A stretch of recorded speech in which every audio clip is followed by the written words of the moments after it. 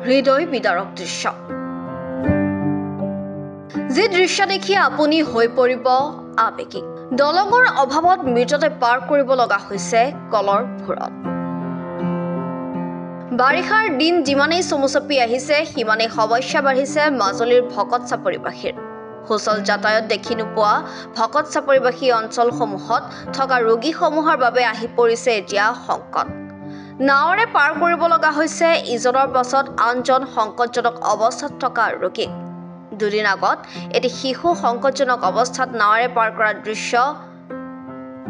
চৰ্চিত হৈ পৰাৰ পাছতে পুনৰ ফণীধৰ বৰা নামৰ আশীৰুদ্ধৰ এজন বৃদ্ধ সংকটজনক অৱস্থাত বিভিন্ন সমস্যাৰে নাৱেৰে পাৰ কৰিব লগা হৈছিল আৰু সেইজন ফণীধৰ বৰাৰে মৃতদেহ কলৰ ভোৰেৰে আনিব লগা হৈছে এতিয়া ঘৰলৈ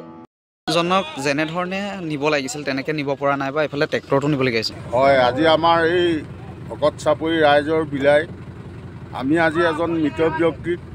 কলৰ ভোৰ সাজি কি যান্ত্ৰণাৰে পাৰ কৰিবলগীয়া হৈছে আমাৰ অতি দুখৰ বিষয় আমাৰ এই বিষয়টোত